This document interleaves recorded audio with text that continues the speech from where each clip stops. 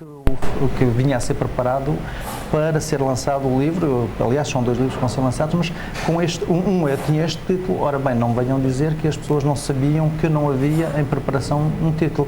Isto para mim fez-me saltar um bocadinho, porque não é normal que, quando se sabe que há uma pessoa, principalmente do calibre do Fernando André, com a contribuição que tem para a comunidade, para a escola e para tudo o que tem feito, se apropriam de um título de um livro quando eles sabiam de antemão que haveria um livro a ser lançado. Isto aqui, assim, eu acho que é uma nota que eu acho mais negativa naquilo que se passou durante esta semana da comunidade. Por isso eu penso que isto merece ser realçado, e é para as pessoas terem em consideração o que se pode fazer, e uma situação que podia ter sido corrigida, penso eu, facilmente, em vez de se estar a lançar e tirar o valor ou roubar um destes títulos para uma outra pessoa. Bom, está dito, portanto, a quem de direito que efetivamente possa fazer alguma coisa, se é que se pode fazer, ou corrigir um mal que aparentemente foi feito e que não há possibilidade de correção. Passaríamos à atualidade portuguesa, e desta feita ainda com as celebrações do Dia de Portugal, porque houve condecorações que foram feitas pelo nosso Presidente da República, Amadeu. Exatamente. Várias. E imensas. Mas normalmente o 10 de junho é uma época propícia à atribuição de grandes condecorações a pessoas. É a primeira vez que Cavaco Silva, como Presidente, dirige as celebrações do 10 de junho e condecorou 26 personalidades.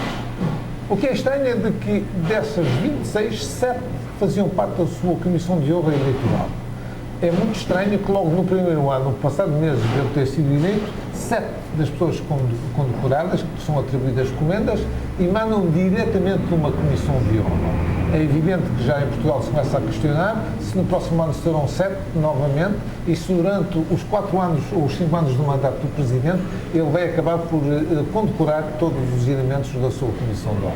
O que é lamentável, porque normalmente devia haver mais cuidado da parte do Presidente de logo no primeiro ano não condecorar os elementos que compunham a Comissão de Honra. Principalmente, normalmente, as condecorações são para coisas, factos que mereçam um certo realce. É claro que uma eleição... Mas é evidente que há pessoas na Comissão de Honra que ocupavam funções importantes e de relevo na história portuguesa. Mas daí deve haver um cuidado especial em que certos critérios estabelecidos para que as pessoas não vão logo dizer ele já está a compensar as pessoas que o apoiaram. Amadeu, nós cá que estamos tão longe e somos vários milhões, não temos o privilégio de receber uma mensagem da parte do nosso Presidente da República.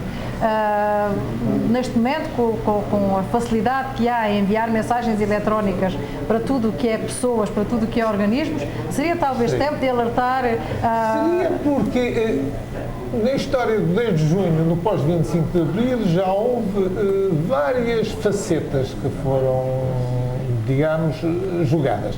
Houve uma época em que o 10 de junho, sendo celebração do Dia de Camões, de Portugal, e depois das comunidades que vieram, que foram acrescentadas, era celebrar o espelho da cultura portuguesa.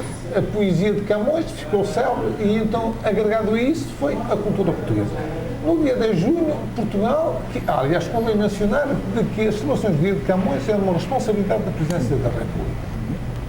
Nessas alturas, a partir dos anos 80, eles delegavam sempre pessoas de cultura a virem ao encontro das comunidades. Pessoas das artes, das letras, do espetáculo, e então vinham contactar os imigrantes, fazia-se uma festa, um encontro, havia músicos, havia artistas, havia escritores, e era uma coisa sintomática interessante, portanto, era prolongar para o estrangeiro a cultura portuguesa.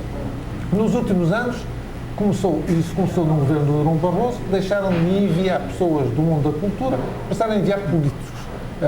Veio o Marques Mendes, veio deputados, veio o ministro. Este ano foi exatamente a mesma coisa. O governo de Sócrates despechou ministros, tudo quanto era sítio, onde há imigrantes portugueses. Eu acho que é um mau sinal que se envia, porque nós não temos necessidade que esses políticos venham cá, mas temos necessidade de homens da cultura, porque a cultura é mais importante, julgo eu, que a política, e então era nesses que deviam ser enviados. O Governo não pensou assim, a Presidência da República não pensa assim. No entanto, eu devo acrescentar de que Cavaco Silva teve mais cuidado, ou teve melhores assessores do que o Jorge Sampaio, porque pelo menos convidou o Presidente do Conselho das Comunidades Portuguesas, que é importante convidá-los. Eu já assisti a um 10 de junho em Portugal em que fiquei extremamente melindrado de que nem sequer se tinha falado dos imigrantes, mesmo se o 10 de junho é o dia das comunidades portuguesas. Ele desta vez teve o cuidado de convidar pessoas, imigrantes portugueses ou pessoas portuguesas que vivem no estrangeiro, de ir assistir ao 10 de junho.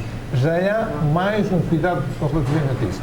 Mas ainda fica muito aquém das necessidades, porque eles fazem grandes discursos e normalmente o Cavaco Silva falou, e desta vez falou bem sobre a imigração, a necessidade de apoiar a imigração, mas fala-se sempre da imigração, mas não se passa das palavras. Nunca se passa das palavras aos atos concretos. Fala-se da necessidade do ensino da língua portuguesa, fala-se da necessidade da cultura, mas essas pessoas, quando ocupavam funções de primeiro-ministro, nunca se preocuparam.